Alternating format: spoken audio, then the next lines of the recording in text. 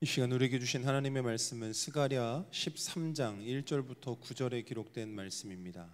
구약성경 1324면 스가랴 13장 1절부터 9절에 기록된 말씀을 우리 함께 한 목소리로 봉독하겠습니다.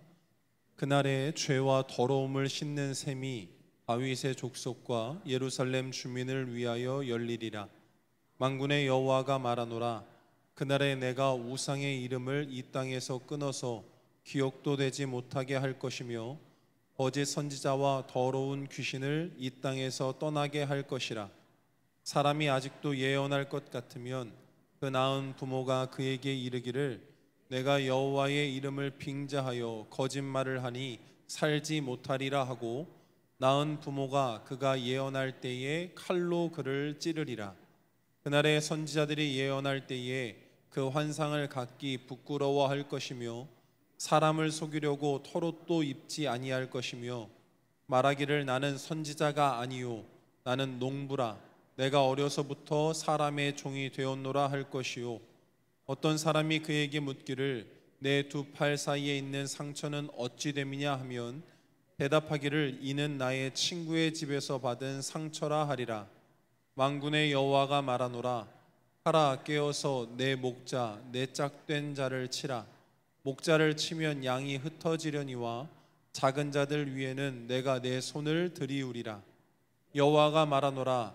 이 온 땅에서 3분의 2는 멸망하고 3분의 1은 거기 남으리니 내가 그 3분의 1을 불 가운데 던져 은같이 연단하며 금같이 시험할 것이라. 그들이 내 이름을 부르리니 내가 들을 것이며 나는 말하기를 이는 내 백성이라 할 것이요 그들은 말하기를 여호와는 내 하나님이시라 하리라. 아멘. 우리 앞뒤 옆에 계신 분들과 함께 인사하겠습니다. 잘 오셨습니다. 은혜 받읍시다. 오늘도 주님 주시는 은혜와 평강이 저와 여러분 가운데 충만하기를 간절히 축원합니다.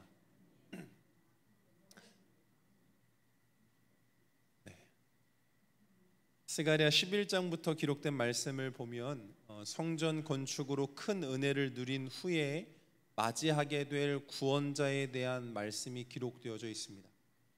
그런데 이스라엘 백성들은 오히려 이 구원자를 거부하고 팔아 넘기기까지 하는 악한 행위를 저지를 것이다 라고 성경은 예언하고 있죠. 이에 12장을 보면 구원자를 거부하는 이들에 대한 심판과 구원자를 받아들인 성도들이 받을 구원의 은혜가 선포되고 있습니다. 그리고 그 구원을 받아들이는 성도들에게서 나타나는 반응이 기록되어져 있는데 우리 12장 10절 말씀을 한번 읽어보겠습니다. 12장 10절입니다. 잠시만요. 스가랴 12장 10절 뒤에 절까지 이어지는 거죠. 함께 읽겠습니다. 내가 다윗의 집과 예루살렘 주민에게 은총과 강구하는 심령을 부어주리니 그들이 그 찌른 바 그를 바라보고 그를 위하여 애통하기를 독자를 위하여 애통하듯 하며 그를 위하여 통곡하기를 장자를 위하여 통곡하듯 하리로다. 아멘. 구원의 은혜가 깨달아짐은 나 스스로가 구원받을 수 없는 존재, 즉 죄인임을 인지하는 상태를 말합니다. 그러니까 구원받음이 은혜다라고 표현한다라는 건 무엇이냐면 나 스스로가 구원받을 수 없는 존재인데 누군가로 하여금 내가 구원받았기 때문에 은혜라는 표현을 사용하게 되는 거죠. 이게 무슨 말이냐면 이제 여름이잖아요, 여러분. 여름에는 어디를 가죠? 피서, 그렇죠? 쉽게 말해서 휴가 간다고들 하잖아요, 그렇죠? 휴가 가면 여름에 보통 어디로 가나요, 여러분? 뜨거운 곳으로 가나요? 시원한 곳으로 가나요? 보통 시원한 곳을 우리는 물 있는 곳을 찾죠. 바다 있는 해수욕장이나 계곡이 있는 산을 찾습니다. 그러면 여러분 바다나 계곡에서 물이 있는 곳에 있는데 수영을 할 줄 아는 사람이 물속에서 막 재미있게 놀고 있습니다. 그런데 제가 그 옆에 가가지고서 튜브를 훅 던져주면 그 물속에서 놀고 있는 사람은 좋아할까요? 당황할까요? 자, 전제가 뭐냐면 수영할 줄 아는 사람이 물속에서 재미있게 놀고 있습니다.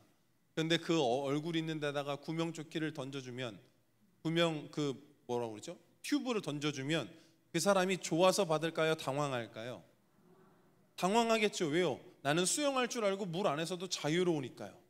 그 사람에게 이 튜브가 은혜라고 여겨지겠습니까? 아닙니다. 왜? 내 스스로가 물 밖으로 나올 수 있기 때문이죠. 그런데 반대로 수영할 줄 모르는, 물속에서 자유롭지 않은 사람이 물이 점점 깊어지는 걸 느끼지 못하고 가다가 발이 안 닿는 곳까지 가게 되고 허우적대면서 물을 마시기 시작하고 정신을 점점 잃어갈 때쯤 누군가가 튜브를 던져주면 그때 우리는 은혜라고 말하죠.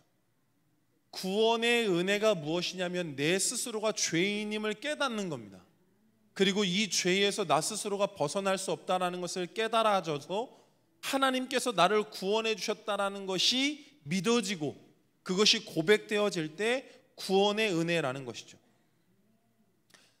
구원의 은혜가 이와 같습니다. 내가 죄인임을 깨달을 때 스스로 힘으로 벗어날 수 없는 죄의 늪에서 건짐을 받아 새 생명을 얻었다라는 것이 깨달아질 때 고백되는 게 바로 구원의 은혜라는 거죠. 그렇기 때문에 죄인임을 깨달아 회개하는 과정에서 우리가 읽었었던 12장 10절에 애통하는 것과 통곡하는 것이 가능하다라는 겁니다. 애통은 가슴을 매우 치며 울부짖는 상태를 뜻합니다. 여러분 언제 가슴을 치시나요? 네? 계란 먹을 때, 그렇죠? 속이 답답해갖고 체한 것 같을 때. 물론 이제 장난삼아 말하지만 여러분 우리가 진짜 드라마나 영화 같은 거 보면 억울한 일 당하고 내 힘으로 할 수 없는 정말 답답한 상황이 될 때 아이고 하면서 가슴을 치는 거 보셨죠? 내가 죄인임을 깨닫고 하나님께서 내 죄를 용서하셔서 나를 구원하신다라는 이 구원의 은혜가 깨달아질 때 가슴을 치며 애통하고 통곡하는 겁니다. 내가 죄인임을 잊고 살았던 그 지난 날들에 대한 회개와 나 같은 죄인을 사랑하셔서 구원해 주시는 주님의 은혜가 깨달아질 때 가슴을 치며 통곡하고 애통하고 눈물을 흘리고 부르짖으며 하나님 앞에 기도하게 되는 것이죠. 우리 12장 10절 말씀을 세번역 성경으로 한번 읽어보겠습니다. 시작.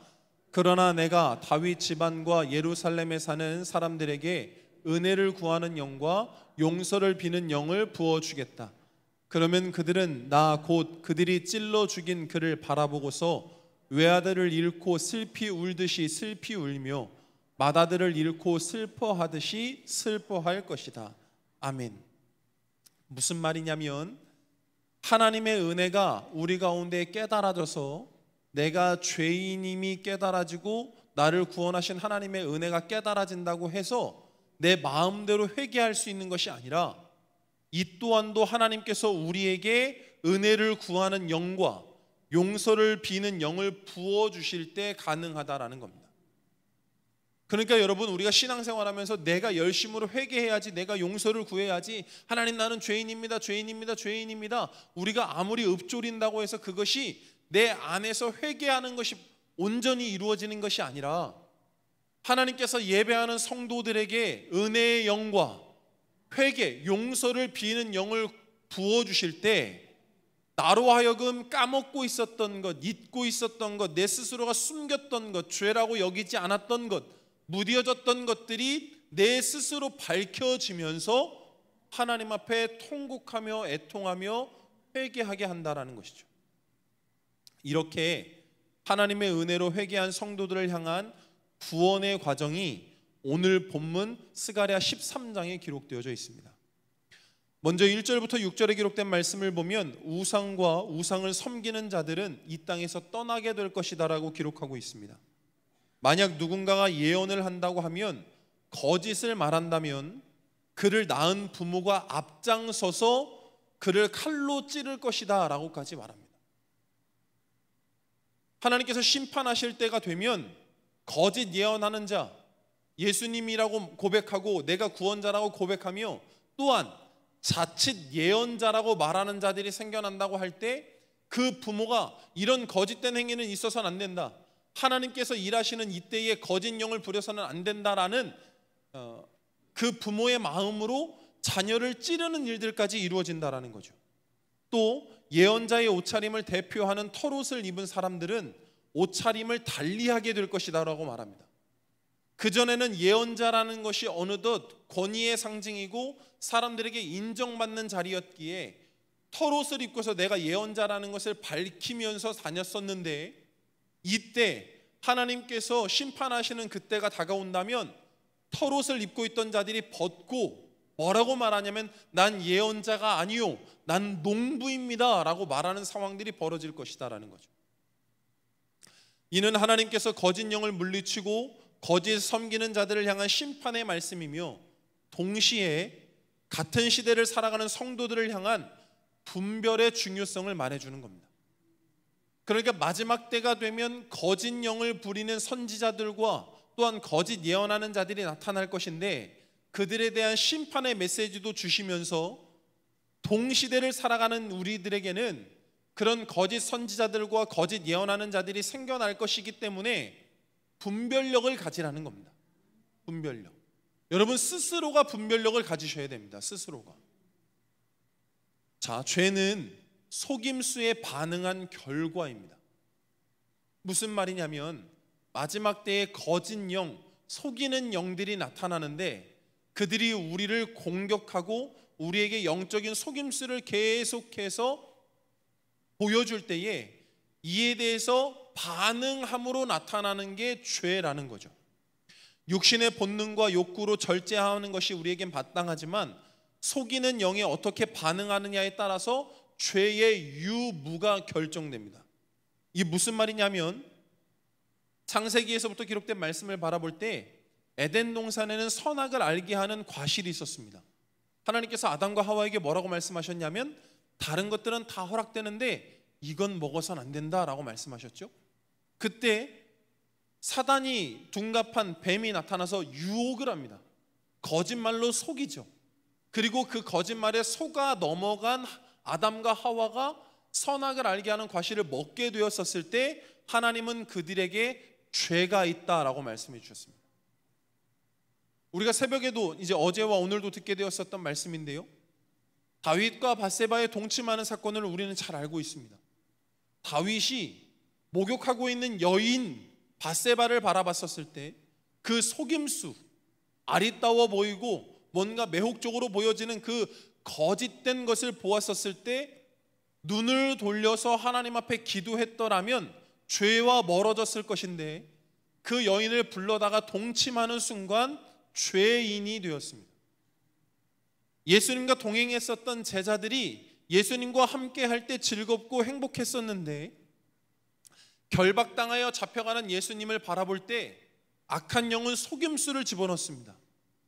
저가 너희 곁에서 떠나는 것을 보면서 마음속에 염려와 불안과 두려움을 불러일으킨 것이죠. 그때 제자들은 어떤 모습으로 행동했습니까, 여러분? 예수님을 부인하고 예수님을 떠났습니다. 악한 영의 속임수에 제자들이 속아 넘어가 죄를 짓게 된 것이죠. 그러니까 다시 속임수에 대한 반응의 결과가 바로 죄의 유무를 판결하는 겁니다. 세상을 살아가면서 우리가 죄를 짓게 되는 대부분의 경우는 어떤 경우냐면 속임수가 찾아와서 그 속임수에 넘어갈 때입니다. 성도들과의 갈등이 일어나는 문제가 무엇 때문이냐면 여러분, 그 내면을 알지 못한 채 악한 영이 이간질하면서 나타나는 그 공격에 넘어질 때입니다. 교회 안에서 싸울 일이 무엇 있어요, 여러분? 잘 생각해 보세요. 싸울 일이 무엇 있습니까? 분별력만 정확하다면, 내가 정확하게 하나님의 음성과 사람의 음성을 분별하고 또한 거짓 영의 속임수라는 것을 분별할 수만 있다면 얼마든지 이겨낼 수 있는 게 바로 신앙생활입니다. 허나 그것이 쉽지 않다라는 것이죠. 이렇게 구원의 과정은 분별력을 통해 죄를 이기고 죄를 멀리하는 것뿐만 아니라 연단의 과정을 거쳐야만 합니다. 우리 7절 말씀인데요, 함께 읽어보겠습니다. 시작. 만군의 여호와가 말하노라. 칼아 깨어서 내 목자 내 짝된 자를 치라. 목자를 치면 양이 흩어지려니와 작은 자들 위에는 내가 내 손을 들이우리라. 아멘. 자, 예수 그리스도를 뜻하는 목자의 죽음을 예고하면서 목자 없는 양들은 자연스럽게 흩어지게 될 것이다 라고 말합니다. 그리고 그 흩어짐의 결과로 8절 말씀을 보면 그 모여 있었던 양의 3분의 2는 멸망하게 될 것이고 3분의 1만 남겨지게 될 것이다 라고 말하고 있죠. 무엇을 뜻하는 말씀일까? 성도들의 구원은 세상에서 들리는 거짓 유혹을 분별하는 것으로 그치는 게 아닙니다. 오늘 말씀이 조금 어려운 것 같아요. 그렇죠? 표정들이 오늘 뭔가 딴 생각들 하시는 것 같아가지고 제가 지금 설교를 그만하고 빨리 2페이지를 넘겨서 끝내야 되나. 자, 조금만 더 쉽게 한번 가보겠습니다. 마지막 때가 되면 심판이 이루어지는데 그 심판의 첫 번째 기준이 뭐냐면 거짓말하는 거짓 영입니다. 그러니까 하나님의 온전하신 뜻과 예수 그리스도의 온전한 뜻이 아니라 하나님인 것처럼 예수님의 말씀인 것처럼 거짓말하는 자들과 거짓말하는 자들뿐만 아니라 거짓 행위하는 모든 것들에 대한 심판이 이루어진다. 그래서 이를 분별하라고 말씀하시면서 또 하나 그 분별력을 가지고 있는 자들 가운데서도 마지막 때가 되면 목자가 죽임을 당했는데 예수님이 십자가에 달리는 것을 의미합니다. 그 예수님이 십자가에 달리는 순간 모여 있었던 양, 그러니까 믿는다라고 말하는 성도들 가운데 3분의 2는 사라질 거라는 겁니다. 3분의 2는 우리가 이미 성경을 통해서 알고 있죠. 예수님이 십자가에 달리신다고 하니까 제자들뿐만 아니라 허다한 무리들, 그리고 또 핍박에 다가왔었을 때 그리스도인들이 그 신앙을 저버리는 일들은 우리가 이미 잘 알고 있으니까요. 그런데 이 3분의 2가 사라지는 이유가 무엇인가 봤더니 3분의 2가 사라지는 이유가 단순히 인원을 정리하기 위해서 하나님께서 흩으시는 것이 아니라 마지막 때가 되면 신앙을 지켜내는 것이 이처럼 어렵다라는 것을 뜻하는 말입니다. 자, 이 예를 들면 복권을 우리가 구입을 하잖아요, 여러분. 복권 사시는 분들이 있으시죠? 뭐 로또 복권이든 뭐든 뭐 아무튼 사보신 적들은 있으시잖아요. 자, 복권을 구입한다고 할 때 여러분 우리가 노력하거나 수고하는 거는 단 하나, 그 복권을 구입하는 게 전부입니다. 그렇죠? 뭐 더 하세요, 여기서? 복권 사고서 뭐 하세요? 물 떠다 놓고 뭐 비세요? 아니잖아요. 그렇죠? 복권 사는 게 끝이에요. 보통 우리가 뭐 대부분 로또 복권을 구입하신다고 할 때 토요일 저녁에 당첨 번호가 나오기까지 기다리는 것뿐이잖아요. 그리고 기다렸다가 내 번호가 맞으면 당첨금을 받고 내 번호가 안 맞으면 폐기해서 버리는 것뿐입니다. 그러면 여러분 수많은 사람들이 복권을 사지만 복권의 당첨금을 수령하는 사람들은 일부분이잖아요. 이해가 되십니까? 그러니까 아무리 많은 사람들 가운데 혜택을 누리는 사람이 적다 할지라도 이 혜택을 누리는 사람이 적어지기까지의 어떤 노력과 수고가 없다라는 말입니다. 그런데 군대를 한번 생각해 보십시오. 특별히 해병대는 여러분 지원해서 가는 곳입니다. 일반 이 청년이 돼서 군복무에 이 국가의 의무를 부름받아서 군대를 지원하면 그냥 배치되는 그런 곳이 아니라 이 해병대는 지원하는 곳이에요. 지원하면 합격하는 사람도 있고 탈락하는 사람도 있잖아요. 1차 기준이 뭐냐면 뭐 윗몸 일으키기라든지 팔굽혀펴기라든지 여러 가지 신체 검사를 한 후에 거기서 탈락자와 합격자를 가려요. 한 번도 미달된 적이 없습니다, 여러분. 해병대가 나타나서부터 지금까지 코로나고 뭐고 어떤 시대에서도 해병대 지원율이 미달이 된 적이 없습니다. 그러니까 항상 경쟁을 통해서 합격자와 탈락자가 이루어지는 거잖아요. 그러면 그렇게 합격된 사람들이 훈련소에 가면 어떤 일이 벌어지냐면 또 몇 주간의 훈련 기간을 걸쳐요. 그럼 이 훈련 기간 동안에서 조교들이 계속 말합니다. 못하겠는 사람들 나가, 나고자들 나와. 그러면 거기서 실제로 나 못하겠어요 하고 나오는 사람들은 집으로 갑니다. 그래서 다른 군복무를 다시 이제 군대에 입대해야 되는 일들이 벌어져요. 그럼 그 훈련소의 기간이 끝나고 나면 군복무가 이제 본격적인 군복무가 이루어지는데, 해병대에서는 그 안에서도 뭐 수색대나 뭐 특수 임무를 받는 사람들이 있어요. 그럼 그걸 또 지원해요. 지원하면 다 될까요? 안 되죠. 거기서 또 시험하는 과정들이 있어요. 테스트하는. 거기서 합격된 사람들만 수색대라든지 특수 임무를 맡아요. 그러다 보니 남자들은 해병대 알아주는 거예요. 왜요? 경쟁에서 이긴 사람들이니까. 거기서 수색대 나왔다라든지 특수 임무를 맡았다라고 하면은 사람들이 알아주는 이유가 뭐냐면 거기서 또 경쟁률을 뚫고 했으니까. 그래서 뭐 TV에서 나오는 강철 부대 보면은 뭐 UDT, SSU 뭐 여러 부대들이 나오잖아요. 그 부대들이 왜 사람들한테, 남자들한테 존중을 받냐면 경쟁을 해서 이겼기 때문인 겁니다. 자, 오늘 성경에서 나오는 3분의 2는 멸절되고 3분의 1은 남는다라는 게 이런 과정이에요. 하나님께서 믿음의 사람들에게 시험을 주시는데 그 시험 가운데 남은 사람들이 3분의 1이라는 겁니다. 그러니 쉬워요, 어려워요, 여러분? 어렵죠. 경쟁률 3대 1이면 엄청난 겁니다. 목자의 죽음으로 흩어진 양들의 삶이 결코 쉽지 않다라는 것을 말해주죠. 3분의 1, 경쟁률 3대 1이니까요. 그렇게 견디고 버텨낼 수 있는 사람들이 결코 많지 않다라는 거예요. 그런데 문제는 뭐냐? 여기서부터가 시작입니다. 9절 말씀을 한번 읽어볼게요. 9절 함께 읽겠습니다. 시작. 내가 그 3분의 1을 불 가운데 던져 은같이 연단하며 금같이 시험할 것이라. 그들이 내 이름을 부르리니 내가 들을 것이며 나는 말하기를 이는 내 백성이라 할 것이요 그들은 말하기를 여호와는 내 하나님이시라 하리라. 아멘. 띄어놔 주세요.